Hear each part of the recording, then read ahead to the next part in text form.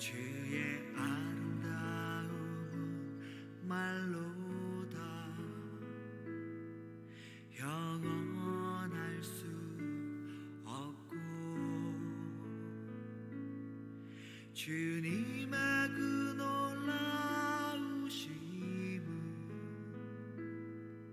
다 표현할 수가 없네.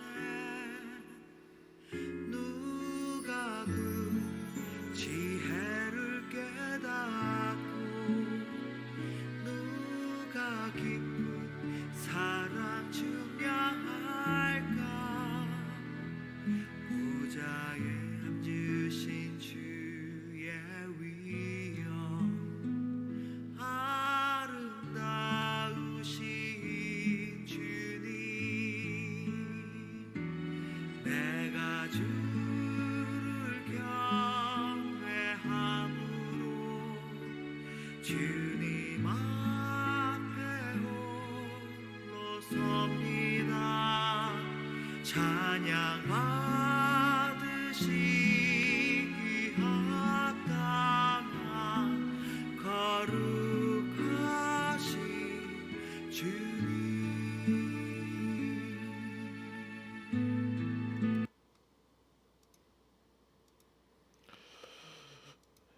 예, 여러분 반갑습니다. 8월의 마지막 주일에 마지막 목요일에 여러분을 다시 만나게 됐습니다. 7월 마지막 주에 여러분들과 함께 성경 공부의 마지막 시간을 가졌고요. 이제 8월의 마지막 주에 또 다시금 여러분들과 만나게 됩니다. 10계명 강해를 계속 진행을 하고 있었는데요. 8계명까지 이야기를 함께 나누다가 시간이 중간에 좀 비어서 9계명을 이제 오늘부터 마지막 남은 9계명 10계명을 여러분들과 이제 함께 나누려고 합니다. 오늘은 10계명 강해의 그 9번째 9계명에 관한 이야기를 함께 나누려고 합니다. 한 달을 쉬셨는데 여러분들에게 말씀을 전하기 앞서서 이 9계명에 관한 이야기, 이 10계명에 관한 이야기, 잠시만 마이크가 계속 볼륨이 좀 너무 높아서 조금 조절을 하겠습니다. 이 10계명에 관한 이야기들을 쭉 나누다 보니까 이게 쭉 이어져서 같이 이야기를 더 나눴으면 더 좋았을 텐데 하는 아쉬움을 갖게 됩니다. 그래도 쉬는 동안에 말씀에 관한 기억들을 다시금 떠올리는 시간들이 좀 있었으면 좋겠습니다. 그 시작에 앞서서 잠시 우리 기도하시고 오늘 이 시간 다시금 시작하도록 하겠습니다. 기도하겠습니다. 사랑이 많으신 하느님, 주님께서는 말씀을 통하여 우리의 삶 가운데 함께 하시고 그 말씀을 통하여 당신의 뜻과 계획을 우리 가운데 알려주시는 줄 믿습니다. 주님, 오늘 이 시간 당신의 말씀을 사모하여 이 자리에 나와 있는 모든 교우들을 주께서 기억하여 주시고 당신의 말씀을 우리에게 전해주시고 또 당신의 성령을 통하여 그 말씀이 우리의 삶 가운데 깨달아지고 그 말씀을 우리의 삶 가운데 이루어내는 우리 모두가 될 수 있도록 오늘 이 시간 우리 가운데 역사하여 주시옵소서. 당신의 성령을 우리에게 부어주셔서 그 성령의 은혜로 우리가 말씀이 깨달아지는 그 놀라운 은혜를 누리도록 이 은혜의 시간이 될 수 있도록 주여 이 시간을 내 시종을 주께서 주장하여 주시옵소서. 모든 것 주께 맡겨드리오며 우리 주 예수 그리스도의 이름으로 기도하나이다. 아멘. 지난 시간 우리가 10계명에 관한 이야기들을 쭉 나눠봤습니다. 1계명부터 8계명까지 이야기를 했었는데 한 달 정도를 쉬다 보니까 여러분들이 그 계명들을 기억하고 있을지 한번 좀 다시 한번 떠올려 보도록 하겠습니다. 십계명 첫 시간에 십계명 강해에 대한 일반적인 개론에 대해서 설명을 하면서 이런 설명을 드렸었죠. 십계명은 고대에 아주 옛날에 조약법에 따른 것으로 십계명 돌판이 두 개인 것은 하나는 하나님께서 또 하나는 우리 인간에게 주시는 두 개의 판으로 이루어져 있다. 그래서 그 십계명에는 하나님께서 손수 적으신 당신의 계명을 그 가운데 적어 놓고 우리가 하나님과 맺은 그 계약을 통해서 우리가 하나님의 말씀을 잘 지키면 하나님께서는 우리의 삶 가운데 역사하시겠다라고 하시는 그 하나님과의 약속이 담겨져 있는 계약이다라고 이야기를 드렸습니다. 그래서 십계명은 크게 두 부분으로 나눠줄 수 있는데 1계명과 4계명까지는 우리 하나님과 우리 인간 사이의 관계에 관한 이야기라면 5계명부터 마지막 10계명까지는 사람과 사람 사이에 있는 그 관계에 관한 이야기를 우리에게 전해주고 있다 하는 말씀을 드렸습니다. 이게 사람을 마주보면 면대면으로 마주보면 하나씩 물어보면서 그것을 가지고 있는지, 기억을 가지고 있는지, 예전의 것들을 잊어버리지 않으셨는지를 확인할 수 있는데 댓글로 달라고 그러시면 이 댓글 달는 속도들이 다들 그렇게 빠르지 않으시기 때문에 제가 마냥 기다려줄 수 없는 상황일 것 같아서 1계명부터 한번 쭉 훑어볼까요? 그냥 순서상으로 1계명이 뭐였죠? 기억나십니까? 1계명 너희는 내 앞에서 다른 신을 두지 못한다. 너희는 내 앞에서 내 면전에서 다른 신을 두지 못한다 하는 말씀을 주면서 제가 여러분들한테 이 내 앞에서 라고 하는 이 말이 중요하다. 하나님께서는 우리를 직접 만나 뵙기를 원하신다는 거예요. 면과 면으로. 그 사이에 어떠한 것도 그 사이에 두고 싶지 않으시다는 겁니다. 하나님과 우리가 직접 만나 뵙기를 원하시는 것이 하나님의 뜻인 줄 믿습니다. 그러니 내 앞에서 하나님의 면전 앞에서 온전히 하나님을 바라볼 수 있는 여러분 되시기를 바랍니다. 두 번째는요. 두 번째 계명은 우상을 섬기지 못한다. 그래서 하나님께서는 질투하시는 신이시다 하고 말씀하시죠. 나는 질투하는 신이다. 그러니까 우리를 향한 사랑이 얼마나 강하시기에 나는 너희가 다른 것들을 사랑하는 것을 그냥 내버려 두지 못하시는 하느님. 그래서 우리가 다른 것에 눈 돌리는 것을 질투하시는 하나님. 오직 하나님만, 당신만을 바라보기를 바라시는 하나님. 그 하나님의 이야기를 우리가 함께 나눴습니다. 세 번째 계명은요. 하나님의 이름을 함부로 부르지 못한다. 우리가 하나님의 이름을 부르는 것, 그 하나님의 이름 속에는 그 하나님의 뜻이 담겨져 있기에 우리가 하나님의 이름을 함부로 부르지 못하고 함부로 맹세하지 못한다. 그런 이야기들을 함께 나눴었습니다. 그리고 네 번째는 안식일을 기억하여 거룩하게 지켜라 하는 계명이었죠. 그래서 주님의 날, 이 안식일이라는 개념이 이제 예수 그리스도를 통해서 주님의 날로 바뀌었다. 그래서 안식일이라는 것은 우리가 단순히 쉬는 날이 아니라 하나님을 만나는 날, 일주일에 하루만이라도 온전히 하나님과 관계 맺는 날, 그 날을 지키라는 것이었고요. 또 다른 의미로 한다면 이제는 주님의 날로 주님께서 다시 오실 그분을 우리가 일주일에 하루만이라도 그날을 기억해서 주님을 기억하고 주님을 기다리는 그 은혜의 날로 지키라 하는 이야기였습니다. 여기까지는 우리가 하나님과 맺은 이야기에 대한 하나님과의 관계 속에서의 이야기를 나눴다면 이제 5계명부터는 어디로요? 우리 인간 사이의 관계 속에서 반드시 지켜야 할 계명들에 대해서 이야기를 나눴습니다. 그래서 5계명은 부모를 공경하라 하는 말씀을 나눴습니다.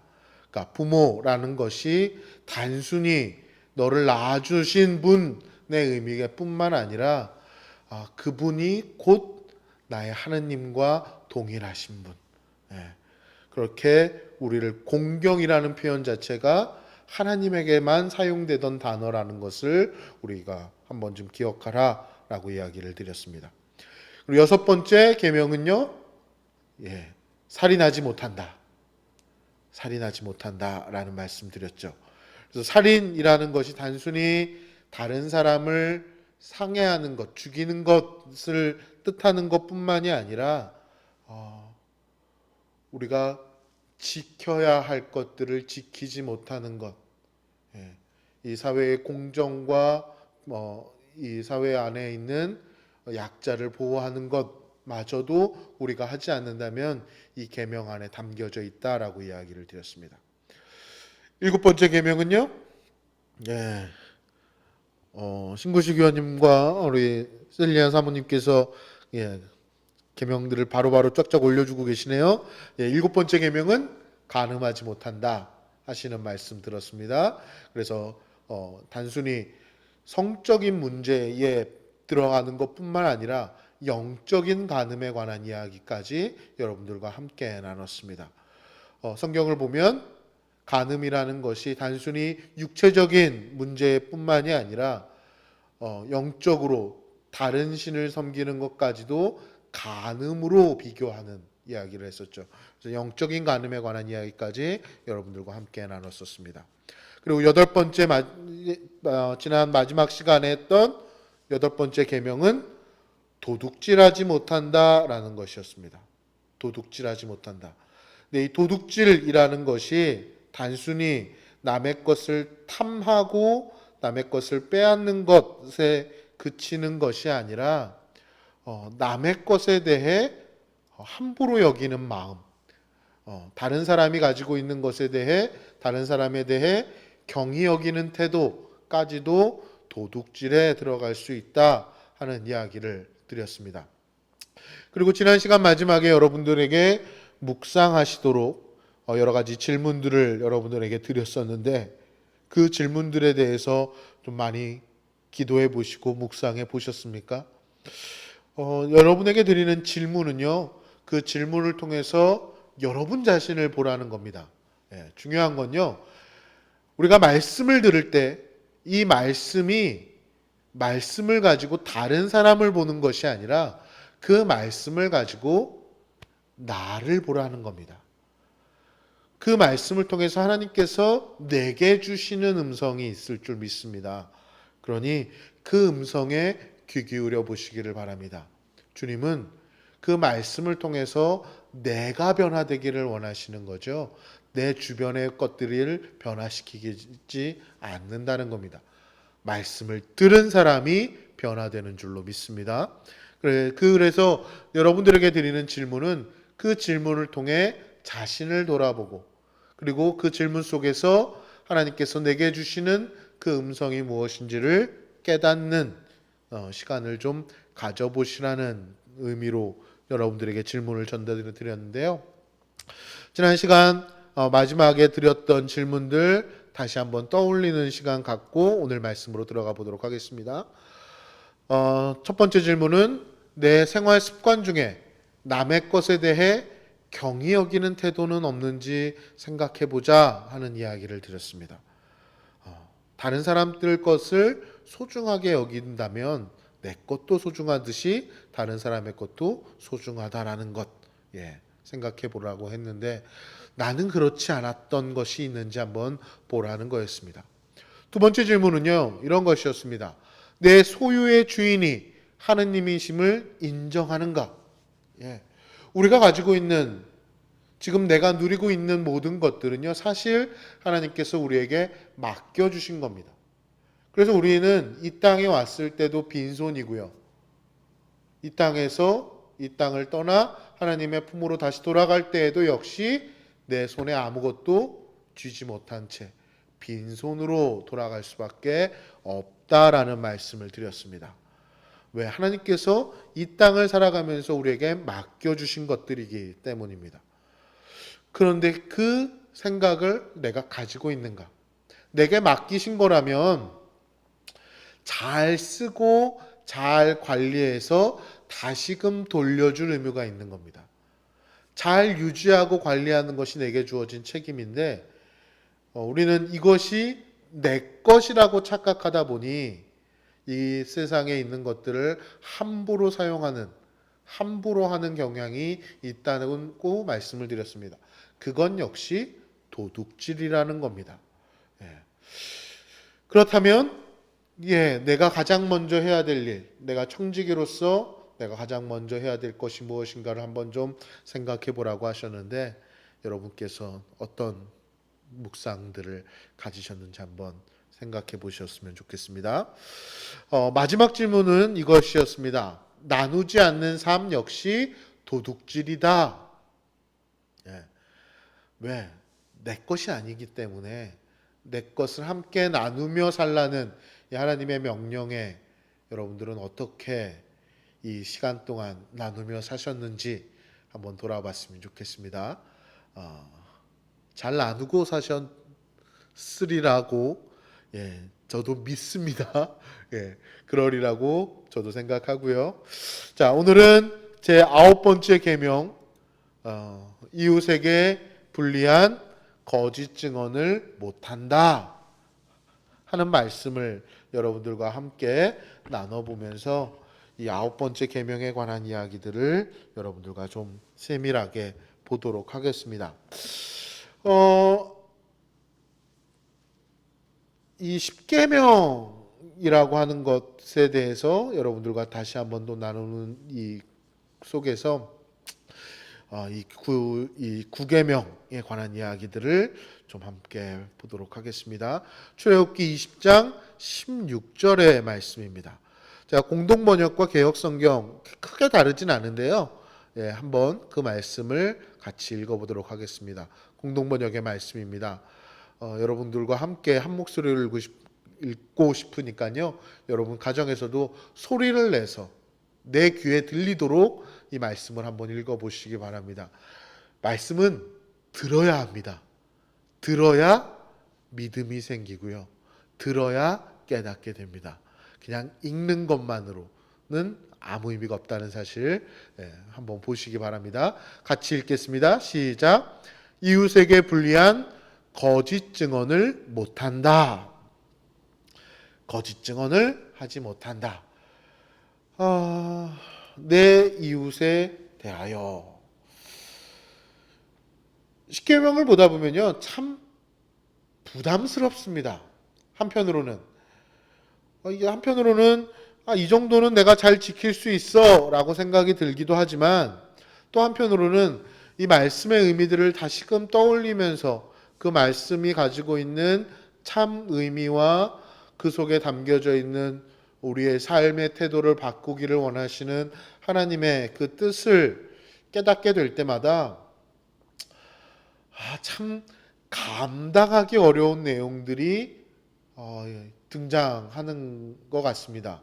그래서 때로는 그 말씀이 나를 당황스럽게 하기도 하고 그 말씀이 때로는 부담스럽게 느껴지기도 합니다. 이 9계명의 주제는요, 거짓 증언하지 못한다라고 되어 있지만 쉽게 얘기하면 거짓말하지 말라는 겁니다. 근데 과연 누가 거짓말하지 않고 살 수 있겠습니까? 내가 세상을 살면서 한 번도 거짓말하지 않았다, 자신 있게 이야기하실 수 있는 분 계십니까? 저도 못합니다. 저도 제 입으로는 수없이 많은 거짓말들을 여러분들한테 하고 살아갑니다.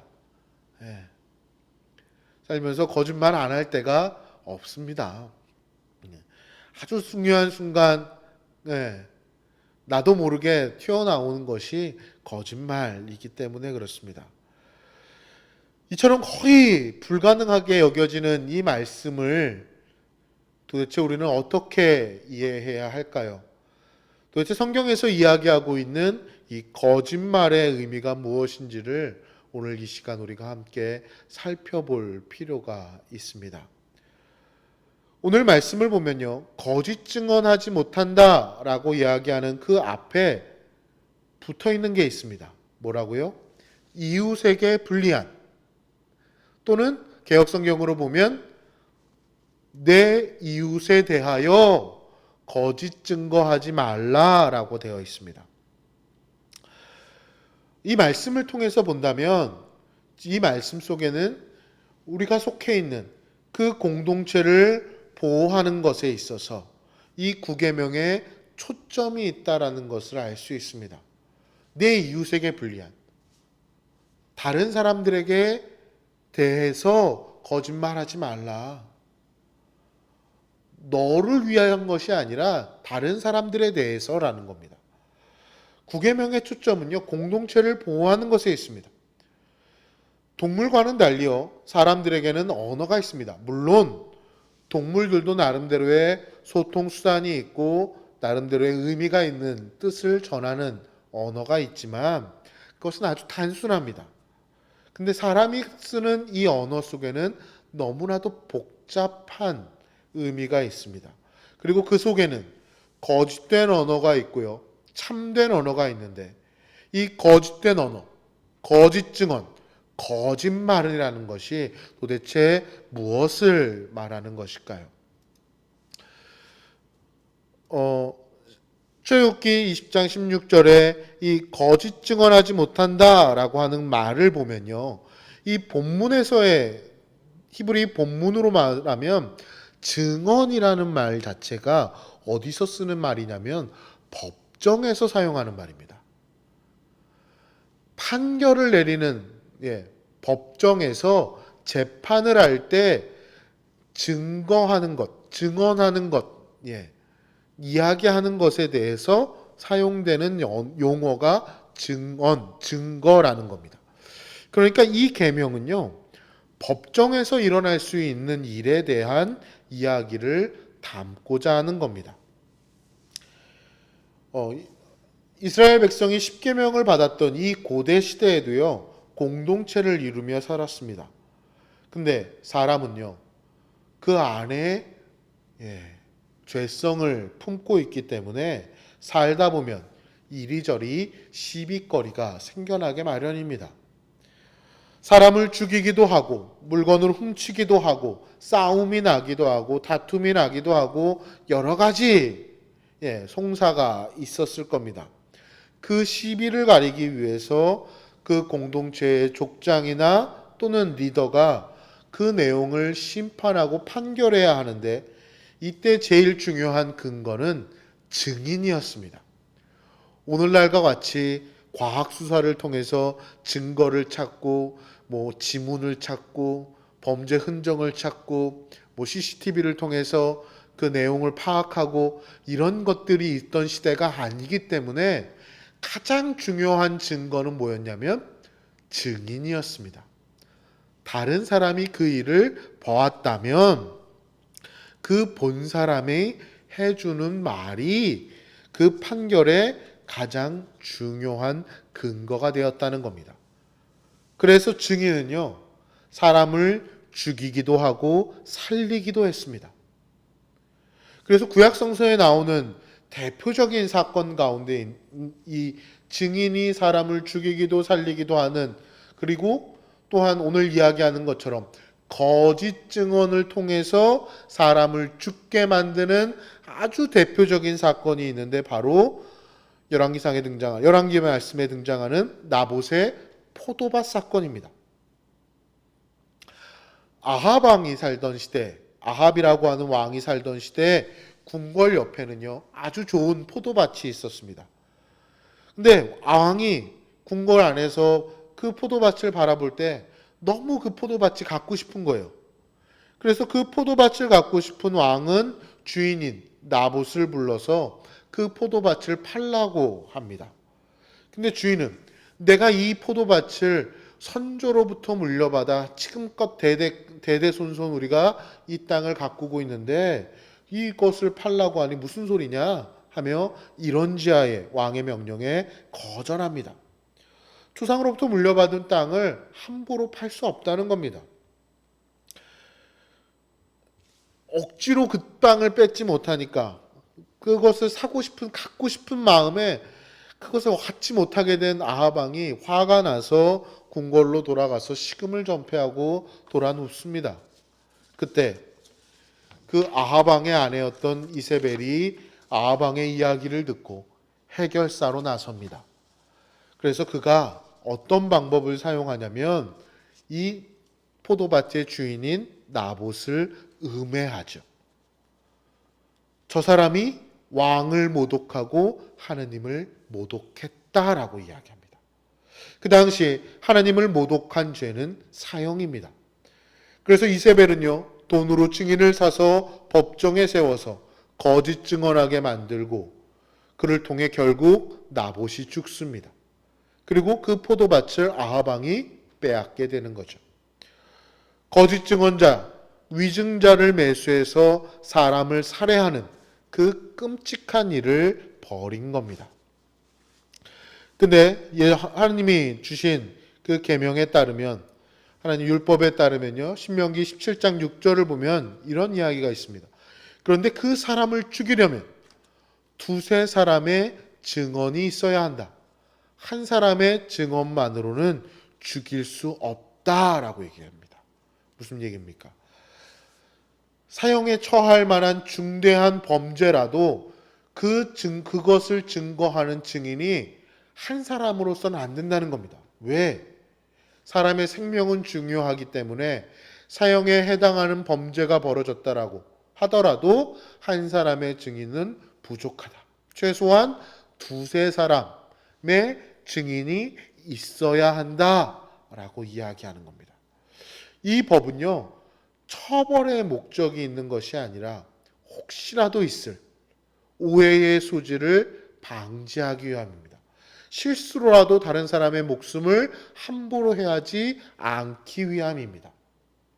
그런데 잘못 증언하는 것, 거짓 증언하는 것은요, 그러면 어떤 벌을 받을까요?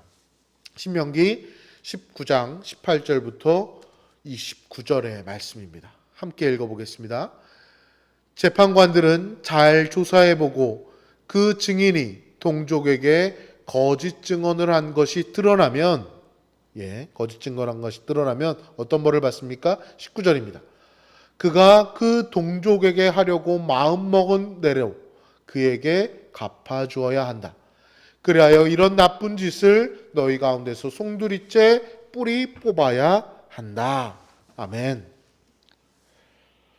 뭐냐면 위증으로 인해 벌받게 되는 사람이 그 받아야 되는 벌을 위증자가 대신 받게 된다는 겁니다. 그 위증을 통해서 저 사람이 사형에 처하게 된다면 그 사형에 처한 벌을 누가 받냐고요? 위증자가 받게 된다는 겁니다. 그 내리는 벌 수준 그대로 자신이 갚는다는 겁니다. 내가 말한 대로 내가 갚아질 수밖에 없다는 겁니다.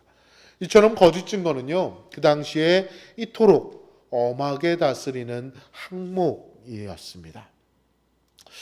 그러면 아주 그 시대, 오랜 시대부터 지금까지 거짓말하는 이유가 뭘까요? 왜 사람들이 거짓말을 하게 될까요? 거짓말하는 이유에 대해서요, 성서에도 그 답이 나와 있습니다. 요한복음 8장 44절 말씀입니다. 같이 읽겠습니다. 너희는 악마의 자식들이다. 그래서 너희는 그 아비의 욕망대로 하려고 한다. 그는 처음부터 살인자였고 진리 쪽에 서본 일이 없다. 그에게는 진리가 없기 때문이다. 그는 거짓말을 할 때마다 제 본성을 드러낸다. 그는 정녕 거짓말쟁이이며 거짓말의 아비이기 때문이다. 아멘. 우리가 거짓말하는 이유가 뭐라고요? 말씀대로 드러나는 겁니다. 우리의 본성은 악마의 자식들이라는 겁니다. 왜? 우리 안에 죄성이 있기 때문에 그렇습니다. 그 죄가 우리 안에 들어와 있기에 우리는 그 거짓말을 할 수밖에 없다는 겁니다. 근데 그 거짓의 기원이 누구냐? 악마, 사탄이라는 겁니다. 사탄은 거짓말장이입니다. 그래서 거짓말을 습관적으로 하는 사람은요, 영적으로 의심해 봐야 합니다. 그가 영적으로 어디로 기울어져 있는지가 드러나게 마련이라는 겁니다. 거짓말을 할 때마다 제 본성이 드러난다는 겁니다. 사탄이 거짓말장이라는 것이 어디서 정확하게 드러나냐? 창세기에 등장합니다. 창세기에 등장하는 뱀의 이야기입니다. 창세기 3장 1절 말씀입니다. 야훼 하나님께서 만드신 들짐승 가운데 제일 간교한 것이 뱀이었다. 그 뱀이 여자에게 물었다. 하나님이 너희더러 이 동산에 있는 나무 열매는 하나도 따먹지 말라고 하셨다는데 그것이 정말이냐? 창세기에 나오는 3장에 나오는 인간이 타락하게 되는 이야기를 여러분도 기억하실 겁니다. 근데 그 타락의 시작에 누가 들어갔냐? 사탄이 들어갑니다. 뱀이 들어갑니다. 그 뱀이 여자에게 질문합니다. 근데 이 여자에게 하는 이 질문에 어떤 문제가 있는지 보이십니까? 이게 보이셔야 합니다. 그래야 말씀을 읽으신 것이 드러납니다. 하나님이 너희더러 이 동산에 있는 나무 열매는 하나도 따먹지 말라고 하셨다는데 그것이 정말이냐? 뭐예요? 과장법입니다. 여기 보면 뱀이 과장을 해서 이야기합니다. 하나님께서는요, 모든 나무의 열매를 먹지 말라고 하신 적이 없습니다. 오히려 하나님께서는 이 동산에 있는 나무 열매를 따먹어라. 다만 선과 악을 알게 하는 나무 열매만은 따먹지 마라. 이렇게 이야기하시죠. 근데 여기서 보면 모든 것을 이라는 말을 첨가하죠. 사탄이요, 사람들을 유혹할 때 진짜 눈에 띄는 거짓말로 이야기하지 않습니다. 하나님의 말씀을 인용합니다. 신약성서에서 예수님께서 광야에서 사탄의 유혹을 받으실 때도 그 유혹의 근거는요, 하나님의 말씀이었습니다. 말씀을 교묘하게 바꿔서 사람들에게 그럴듯하게 듣게 되도록 사람들을 유혹합니다. 사기꾼이 나 사기꾼이요 하고 남을 속이려고 작정하지 않는다는 겁니다. 가장 그럴듯한 모습으로, 가장 보기 좋은 모습으로 와서 그리고 가장 그럴듯한 말로 사람들을 꼬신다는 겁니다. 그러니 넘어가죠. 사기당한 사람들이 하는 이야기들을 들어보면 저 사람이 나한테 이럴 줄 몰랐다는 겁니다. 정말 그럴듯하게 들렸다는 겁니다.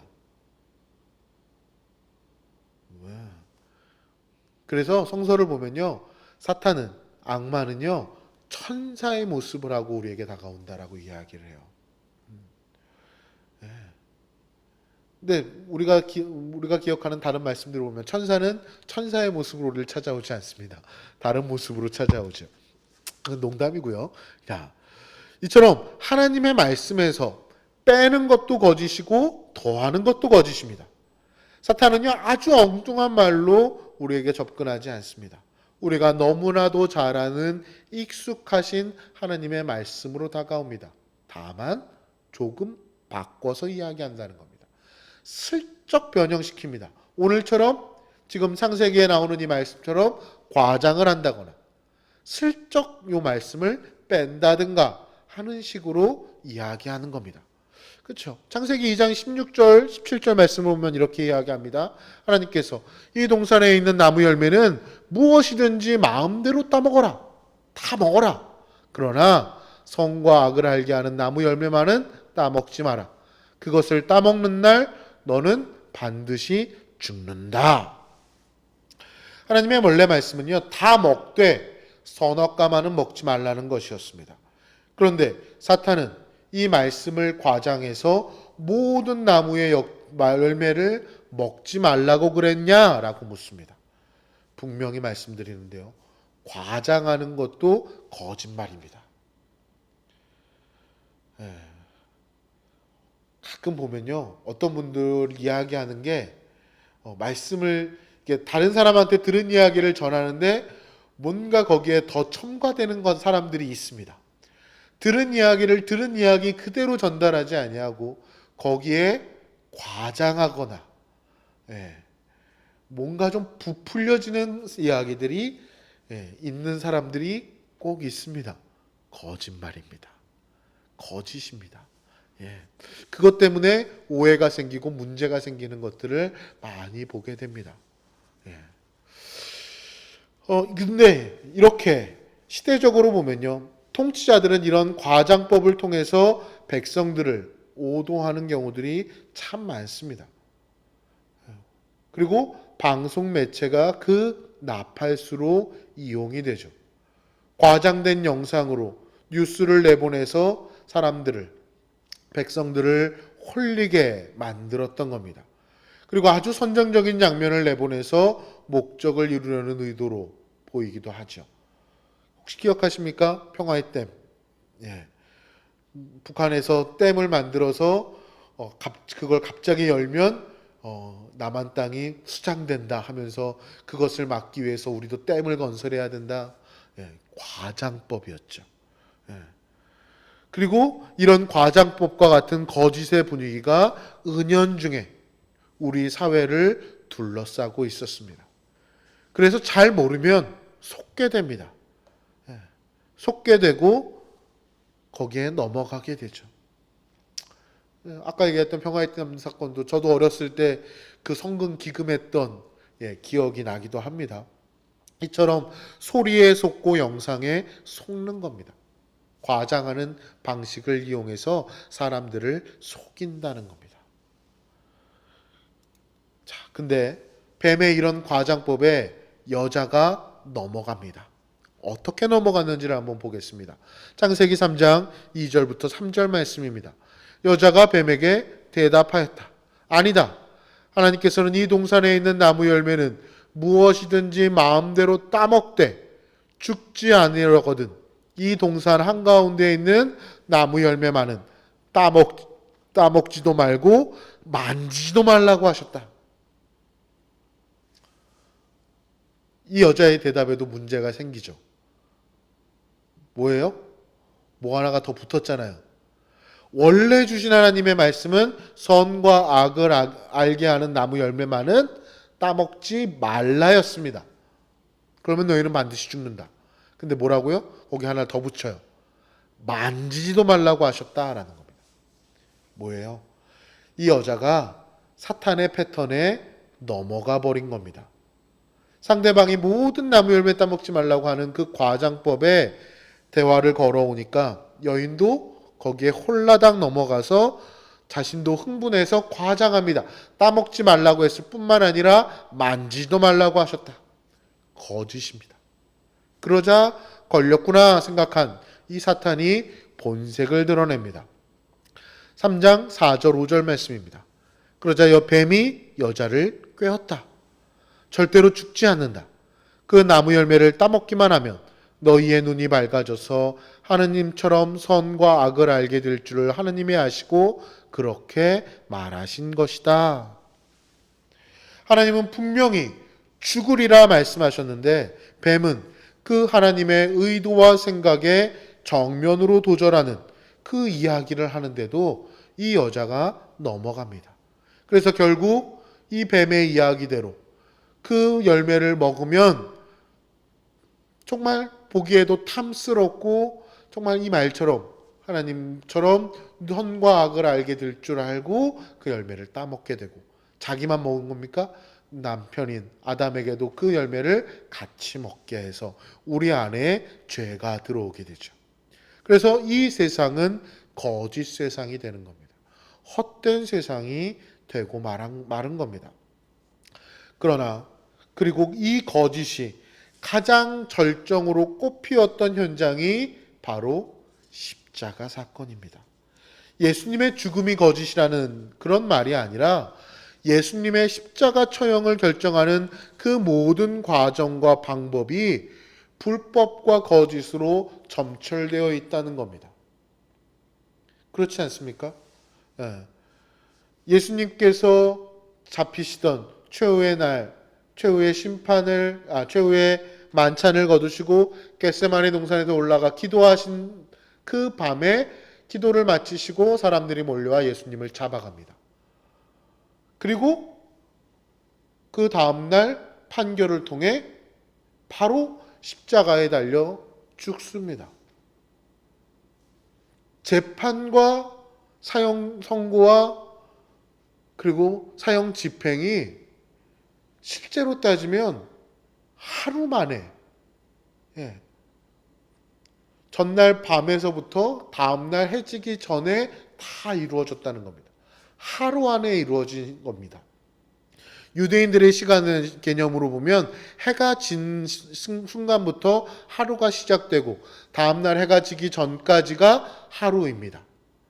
그러니 예수님께서 잡히시고 십자가에 사형 판결을 받으시고 십자가에 못 박혀 돌아가시고 무덤에 묻히시는 이 모든 과정이 단지 하루 동안 이루어진 사건이라는 겁니다. 그리고 예수님께서 사형 판결을 받으실 때 그를 수많은 사람들이 하나님을 모독했다 하며 그를 거짓 증언합니다. 그 거짓 증언을 통해서 예수님께서는 십자가에 못 박혀 죽습니다. 그런데 이런 아담이 저지른 거짓의 유혹에 넘어간 이 죄악의 뿌리를 예수 그리스도께서는 십자가를 통해 거두어내시는 겁니다. 예수님은 우리를 구원하시기 위해서 그 불법과 거짓을 뒤집어 쓰고 십자가에서 죽으십니다. 그리고 다시 부활하시어 승천하시면서 우리에게 남겨주셨던 그 유언을 여러분은 기억하십니까? 사도행전 1장 8절 말씀입니다. 그러나 성령이 너희에게 오시면 너희는 힘을 받아 예루살렘과 온 유다와 사마리아 뿐만 아니라 땅 끝에 이르기까지 어디에서나 나의 증인이 될 것이다. 아멘. 뭐가 되라고요? 나의 증인이 되라고 하십니다. 증인이란 법정에서 사건의 진상을 사실 그대로 증언하는 자를 이야기합니다. 십계명의 9계명은요, 단순히 윤리나 도덕적인 차원에서 거짓말하지 말라는 차원의 말씀이 아니라는 겁니다. 단순히 네 삶 속에서 거짓말하지 말고 살아가라 하는 그런 의미가 아니라 보다 더 적극적인 의미로는 너가 이 땅에서 그리스도의 증인이 되라고 하시는 초대의 말씀인 줄로 믿습니다. 작게는 거짓말하지 말라라고 하는 의미에서부터 더 크게는 보다 더 적극적으로는 이제 이 땅에 하나님의 증인으로 하나님 예수 그리스도의 증언자로 이 땅에 서서 그를 증언하라는 겁니다. 여러분은 하나님의 이 부르심에 어떻게 응답하고 계십니까? 반대로 얘기하면 우리가 증거하지 않는 것도 거짓말하는 겁니다. 이러면 확 마음에 찔리지 않으십니까? 예. 우리가 예수 그리스도를 이 땅에 있는 사람들에게 증거하지 않는 것도 거짓말하는 것이라고 이야기할 수 있다는 겁니다. 거짓 증언하는 거죠. 예. 왜 나는 예수 그리스도가 어떤 분이신지를 알고 또 그분이 내 삶 속에 어떤 일들을 이루셨는지를 뻔히 아는데도 분명히 오늘 말씀에서 나를 그리스도의 증인으로 세우셨음에도 내가 그것을 증거하지 않는다면, 묵비권을 행사하고 있다면 주님께서는 우리를 거짓 증언하는 자로 보실 수도 있다는 겁니다. 근데 그러면 성경을 보면 거짓말하는 일이 과연 없었을까요? 성경에도 분명히 거짓말이 등장을 합니다. 거짓말이 많이 등장합니다. 근데 대표적인 거짓말 가운데 하나님께서 의롭게 여기시는 놀라운 거짓말들이 있습니다. 뜬금없죠? 갑자기 왜 하나님께서 이를 거짓말임에도 불구하고 이 거짓말에 대해서 하나님께서는 의롭다 여기실까? 대표적인 거짓말이 바로 잘못 넘겼습니다. 대표적인 거짓말이 바로 이스라엘 정탐꾼을 섬겨주었던 여리고성의 라합이 가지고 있었던 거짓말입니다. 라합은 이스라엘 정탐꾼 두 사람을 숨겨주고 그들을 도망칠 수 있게 해주고 난 다음에 그것에 대해서 거짓말로 이야기를 하죠. 또 유명한 거짓말이 있습니다. 모세가 태어나던 시대의 히브리 산파들입니다. 파라오가 명령하기를 히브리 사람들 가운데 사내 아이가 태어나거든 다 죽여라 하고 명령했음에도 불구하고 사내 아이가 자꾸 태어나니까 파라오가 어떻게 되는 일이냐 하고 묻습니다. 그때 히브리 산파들이 이런 거짓말을 합니다. 히브리 여자들이 워낙 체력이 좋아서 자기들이 도착하기 전에 벌써 애를 낳아버립니다. 근데 성경이 이 두 거짓말을 어떻게 평가합니까? 기생 라합과 이 히브리 산파들의 거짓말을 전부 의롭다, 믿음이다 라고 정의합니다. 헷갈리시나요? 분명 거짓말을 했는데 그게 어떻게 믿음의 행동이 될 수 있는가 하고 말입니다. 우리는 거짓의 정의를요, 새로 내려야 할 필요가 있습니다. 우리 그리스도인이 가져야 할 거짓의 정의가 무엇일까요? 세상 사람들이 말하는 하얀 거짓말이 있습니다. 우리가 엘리베이터를 타면서 아이를 안고 있는 엄마를 만납니다. 근데 그 아이가 너무나 자유분방하게 생겼습니다. 그래도 예의상 참 개성 있게 생겼다, 참 장군 같네, 뭐 이런 식으로 얘기를 하죠. 얘 얼굴이 참 안타깝게 생겼네요 하면 안 되는 겁니다. 오늘 신부님이 거짓말하지 말라 그랬다고 해서 그렇게 얘기하면 그 사람은 좀 뭔가 문제가 있습니다. 앞으로 내가 살아갈 날이 2개월밖에 못 산다 하는 결과를 받았더라도 그 자식이 부모에게는 걱정하지 마시라고 해야 합니다. 만우절에 하는 거짓말도 그런 것들이 있죠. 어떤 목사님은요, 만우절이 되면 일주일 전부터 계획해서 자신의 이 교역자들, 자신과 함께 일하는 사람들을 골탕 먹인다고 합니다. 만우절에 교역자들에게 카톡을 보내서 내가 어느 기독서점에다가 책을 맡겨놨는데 내가 갈 수가 없으니 몇 시까지 좀 찾아가지고 와라 하고 했다는 겁니다. 근데 막상 서점에 가보니 책을 맡기신 적도 없고 아무것도 없었다는 겁니다. 그제서야 그 교역자들이 만우절이라는 사실을 깨닫게 되고 또 그 목사님의 마음도 깨달아 들어서 목사님 덕분에 책 읽는 유쾌한 시간을 가졌습니다 하면서 답장을 보냈다고 하는 거죠. 처음 속을 때는 이게 뭔가 싶기도 하겠지만 또 유쾌하게 끝날 수 있는 그런 거짓말일 수 있을 겁니다. 우리가 거짓말이라고 이야기할 때 그것이 사실이냐 거짓이냐 사실이냐 아니냐를 우선적인 기준으로 삼아서는 안 됩니다. 그러면 무조건적으로 거짓말이 되죠. 그러나 그것이 생명을 살리느냐 죽이느냐 이것이 거짓말을 규정하는 제일 중요한 기준입니다. 성서는 히브리 산파나 이 기생 라합의 이 믿음의 라합이 했던 이 거짓말을 믿음의 행동으로 칭찬하였던 이유는 하나님의 편에서 그 거짓말이 생명을 살리는 선택이었기 때문에 그렇습니다. 그 거짓말을 통해 무엇을 이루고자 하는 것인가가 중요하다는 겁니다. 그 거짓말을 통해 사람을 살리고 생명을 살리고 그를 북돋아 준다면 그 거짓말은 하나님의 편에서 보면 옳은 일이라 할 수 있다는 겁니다. 레위기 5장 1절 말씀 함께 보도록 하겠습니다.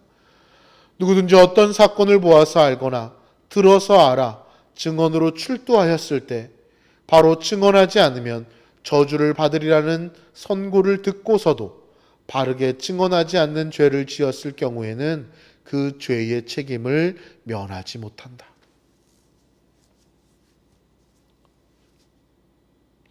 이 말씀을 듣고 뭔가 좀 찔리지 않습니까? 아까 제가 말씀드렸죠. 우리 그리스도인들에게 있어서는 나의 증인으로 삼는다 하시는 예수님의 명령을 통해 우리를 거짓 증언하지 않는다면, 거짓 증언하지 말라는 이 십계명의 말씀은 이 세상 속에서 그리스도를 증거하는 증인으로 선포되었음을, 우리를 부르셨음을 기억하시라고 말씀드렸습니다. 근데 그 증언을 하지 않고, 그 증언하지 않고 저주받으리라는 선고를 들었음에도 증언하지 않는 죄를 지었을 경우에는 그 죄의 책임을 면하지 못한다. 우리는 증인으로서의 책임을 다하고 있는지를 생각해 봐야 할 필요가 있습니다. 배우 차인표는요, 선한 일을 많이 하는 그리스도인인데요. 그가 2012년에 탈북자들에 대해서 강제 북송을 하는 것에 대해서 이를 반대하는 모임인 Cry with Us라고 하는 프로그램을 진행하면서요, 이런 이야기를 한 적이 있습니다. 자신이 쓴 블로그에 쓴 글인데요. 차인표가 이렇게 얘기합니다. 제가 4살 때 지하실에 난 쪽창에 머리를 넣었다가 창에 끼인 적이 있습니다. 머리가 큰지 창문이 큰지 대보려고 했는데 머리가 끼고 말았습니다. 지하실 쪽에 나 있는 쪽창에 머리가 끼이니 제가 보이는 것은 지하실을 가득 채우고 있는 어둠뿐이었습니다. 저는 소리내어 울었지만 저의 울음소리는 지하실로만 퍼져갈 뿐이었습니다. 그때 옆에서 놀고 있던 저보다 1살 많은 5살짜리 형이 저를 봤습니다. 저를 본 형이 동네가 떠나갈 듯 큰 소리로 울기 시작했습니다. 그 소리를 듣고 어머니가 달려오셔서 저를 끄집어내 주셨습니다. 이것이 바로 대신 울어주는 힘입니다. 어려운 일을 겪고 있고 고통받고 있는 사람들 옆에서 큰 소리로 함께 울어주는 것. 여기 보아달라고 아우성치는 그 몸짓이 필요하다면서 그 일을 열심히 하고 있는 겁니다. 우리 역시도 마찬가지일 줄로 믿습니다. 하나님께서 우리에게 맡겨주신 그 일에 대해 우리도 함께 소리내어 주는 것, 그것이 우리에게 주어져 있는 사명인 줄로 믿습니다. 제일 무서운 거짓말은요, 침묵하게 만드는 겁니다. 이런 거짓말은요, 국가적으로도 벌어질 수 있고요, 교회 안에서도 일어날 수 있습니다. 좀 조용히 해. 너만 없으면 교회가 조용해. 하는 이런 아주 무서운 짓이 은혜라는 이름으로 벌어질 수 있다는 사실을 기억하시기 바랍니다. 침묵하는 것은요, 가장 적극적인 거짓말입니다. 누구든지 저주하는 소리를 듣고도 증인이 되어 그가 본 것이나 알고 있는 것을 알리지 아니하면 그는 자신의 죄를 져야 할 것이다 라고 레위기는 우리에게 분명하게 말씀하고 있습니다. 인류가 거짓에 속아 타락한 이후부터 이 세상은 거짓의 세상이 되었습니다. 행복을 찾아서 이 길 저 길을 기웃거리지만 다 거짓투성입니다. 그런데 웬 은혜로, 웬 사랑으로 우리에게 참 소망이시고 참 길이신 예수 그리스도께서 찾아와 주셨습니다. 내가 너의 길이 되어주고 너의 소망이다 하고 말씀하셨습니다. 우리는 골고다 언덕의 그 십자가 사건을 경험하게 되었고 그 은혜를 체험했습니다. 그런데도 입을 닫고 삽니다. 땅끝까지 내 증인이 되어라 하시는 주님의 유언에도 불구하고 입을 닫고 있다면 거짓말하는 겁니다. 거짓 증인인 겁니다. 잘못 전하는 것도 무서운 거짓말입니다. 오늘날 이 말씀의 자리, 설교의 자리를 책임지는 이 설교자들, 성직자들이 께는 이 말씀 역시 무서운 경종입니다. 설교를 준비할 때마다 여러 가지를 생각하게 됩니다. 교우들이 듣고 싶어하는 설교를 할 것이냐, 들어야 할 설교를 할 것이냐. 이것을 놓고 성직자는 매일같이 매 순간 고민합니다. 신자들이 원하는 설교를 하고 싶은 유혹이 누구에게나 있지만 하나님의 말씀, 복음을 제대로 전하는 것이 옳은 길이기도 합니다. 전에 한번 농담처럼 이런 얘기했죠. 강남에 있는 목회자들은 꼭 해서는 안 되는 설교가 3가지 있다고. 자식 과외에 관한 것, 땅 투기에 관한 것, 다음에 바람 피는 것에 관한 것. 이 3가지 설교는 하면 안 된다고 이야기한다고 우스갯소리처럼 전해진다고 하는 거지만 해야 되는 이야기를 온전히 해야 되는 것. 하나님의 말씀, 복음을 온전히 전하는 것이 바른 길인 줄로 믿습니다. 지금 함께 배우는 이 십계명에 대한 말씀도 얼마나 부담스러울 줄 알지만 해야 하는 게 맞기 때문에 하는 겁니다. 우리가 그리스도인이라면 십계명을 제대로 배워서 순종하며 살아야 하는 줄로 믿습니다. 다시 말씀드리지만 잘못 전하는 것도 거짓 증언이요, 말하지 않는 것도 거짓 증언입니다. 우리는 예수 그리스도만이 우리 인류가 나아갈 길이요 소망임을 경험하고 살아가는 사람들입니다. 하나님의 말씀이 우리 삶의 현장에서, 우리의 직장에서, 학교에서, 또 여러분이 살아가고 있는 모든 곳에서 우리의 삶을 통해 증언되기를 간절히 소망합니다. 말씀대로 정직하고 당당하고 용감하게 증인이 되어서 살아가시는 여러분 모두가 되시기를 주님의 이름으로 간절히 축원합니다. 오늘 말씀은 여기서 마치도록 하겠습니다. 십계명, 9계명의 이야기를 여러분들과 함께 나눴습니다. 더 깊은 묵상과 적용을 위한 질문을 함께 여러분들에게 드려보도록 하겠습니다. 아까 이런 얘기 드렸죠. 거짓말의 기준은 사실이냐 아니냐가 아니라 생명을 살리느냐 죽이느냐이다. 나 자신을 위해서, 나의 유익을 위해서 쉽게 거짓말하는 습관이 없는지 한번 돌아보시기 바랍니다. 나의 이 위기 상황을 모면하기 위해서, 나의 이 순간을 모면하기 위해서 쉽게 거짓말하는 그런 습관들이 있다면 오늘 이 시간 주님 앞에 고백하고 회개하는 시간을 가지시기를 바랍니다.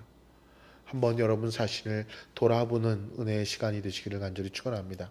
2번째 질문은요. 침묵하는 것은 가장 적극적인 거짓말이다 라고 이야기했습니다. 생명을 살리기 위해 내가 침묵을 깨고 목소리 높여야 할 일이 무엇인가? 지금 내 삶 속에서 내가 소리 외쳐야 하는 것이 무엇인지를 한번 찾아보시기 바랍니다.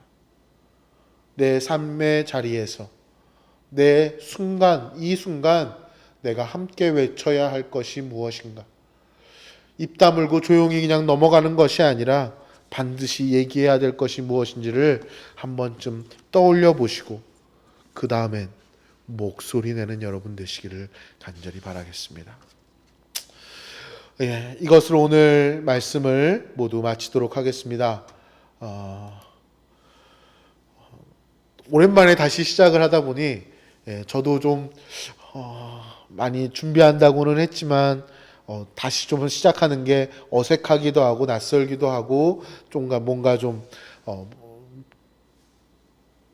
띄엄띄엄 얘기하는 것 같은 이런 것들이 좀 있긴 합니다. 그럼에도 다시 한번 우리가 주님의 말씀 속에서 이 말씀을 더욱더 좀 잘 알아가고 그 말씀을 깨닫고 그 말씀 속에서 살아가는 우리 모두가 되기를 바라겠습니다. 오늘 이 시간 함께 기도하시고 이 시간 마치도록 하겠습니다. 기도하겠습니다. 사랑이 많으신 하나님, 오늘 주님께서 주신 이 10계명, 9계명의 말씀을 통하여 우리를 거짓 증언하지 말라. 단순히 거짓말하는 것이 아니라 우리의 삶 가운데 나의 위기를 위해서, 이것을 모면하기 위해서, 나 자신을 위해서 거짓말했던 우리의 모습들이 있다면 이 시간 주님 앞에 이러한 모습 모두를 내려놓고 다시금 새로워지기를 주님께 청합니다. 우리 안에 있는 이 거짓된 자아, 이 거짓말에 속한 이 악마의 자식된 우리의 본성을 이제 주님께 내려놓습니다. 주님, 오늘 주신 그 말씀을 통하여 우리의 속사람이 새로워지게 하시고 우리가 주님 안에서 거듭남을 통하여 이제 주님께서 우리를 불러 그리스도의 증인이 되게 하신 것처럼 이제 이 땅 가운데 주님의 그 뜻과 계획하심을 세상에 선포하는 우리 모두가 될 수 있도록 주여 이끌어 주시옵소서. 당신께서 원하시고 뜻하시는 일들을 침묵하는 것이 아니라, 보고 넘어가는 것이 아니라 용기 내어 당신을 외치고 증거하는 믿음의 삶을 살아가는 우리 모두가 될 수 있도록 주님 우리에게 능력 베풀어 주시고 용기 불어 넣어 주시고 우리 마음에 담대함을 부어 넣어 주시옵소서. 그래서 우리를 통하여 당신을 증거하는 그 믿음의 사람들이 되도록 우리를 이끌어 주시옵소서. 모든 것 주께 감사드리오며 우리 주 예수 그리스도의 이름으로 기도하나이다. 아멘.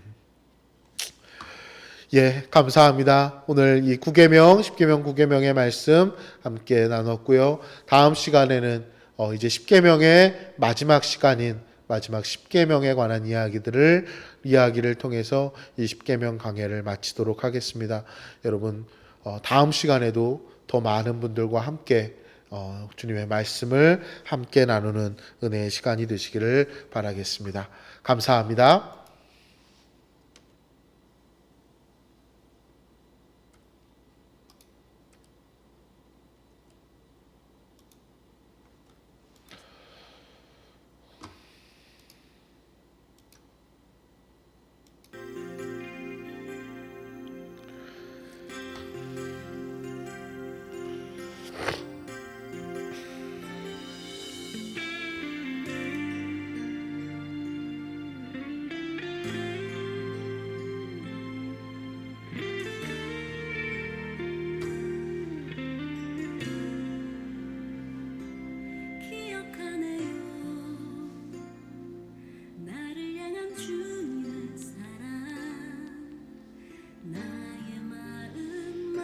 주셨네.